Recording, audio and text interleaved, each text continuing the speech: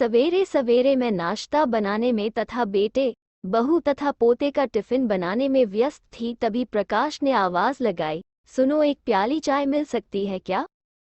और जरा तौलिया निकाल दो तो नहा भी लूं। उफ़, कोई काम खुद भी कर लिया करो।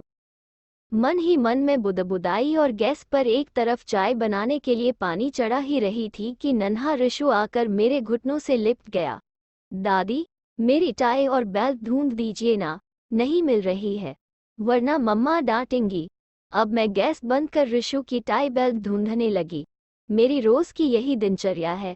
पति, बेटे, बहू एवं पोते के बीच चक्कर घिनी सी घूमती रहती हूँ और सभी की फरमाइशों को पूरा करते करते कब पूरा दिन निकल जाता है पता ही नहीं चलता।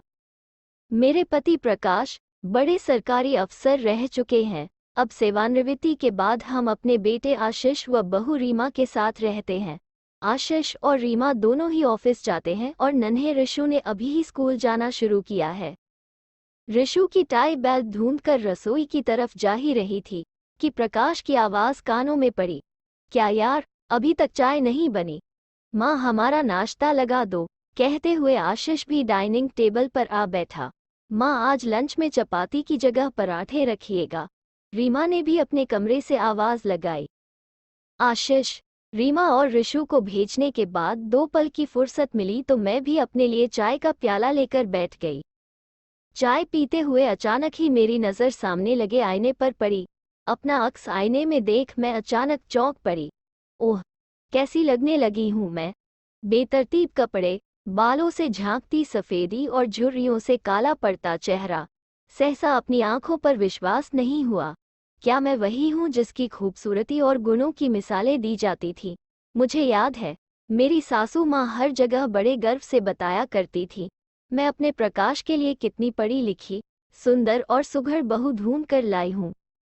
अपना अनजाना सा अक्स आईने में देख मैंने एक निर्णय लिया और फिर अन्य कामों में संलग्न हो गई। अगले दिन सुबह सुबह दरवाजे पर दस्तक हुई तो रीमा ने दरवाजा खोला। सामने एक अनजान महिला को देख उसने मुझे आवाज लगाई, माँ, आपने किसी को बुलाया है क्या? मैंने भी अपने कमरे से उत्तर दिया, हाँ, काम वाली बाई है, उसको बता दो लंच और नाश्ते में क्या बनेगा। तब तक रीमा, आशीष और प्रकाश मेरे कमरे में आ चुके थे। मैंने उनकी प्रश्नवाचक निगाहों का उत्तर देते हुए कहा, आज से मैंने घर के कामों के लिए बाई रखने का निर्णय लिया है। पर माँ, आप फिर पूरा दिन बोर नहीं हो जाएंगी?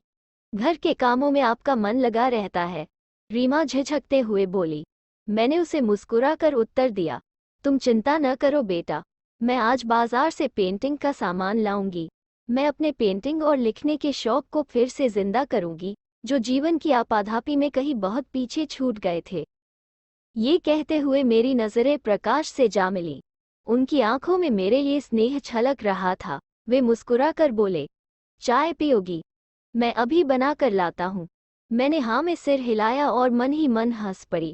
कहानी पसंद आए तो कृपया चैनल को लाइक, शेयर और सब्सक्राइब करें। धन्यवाद।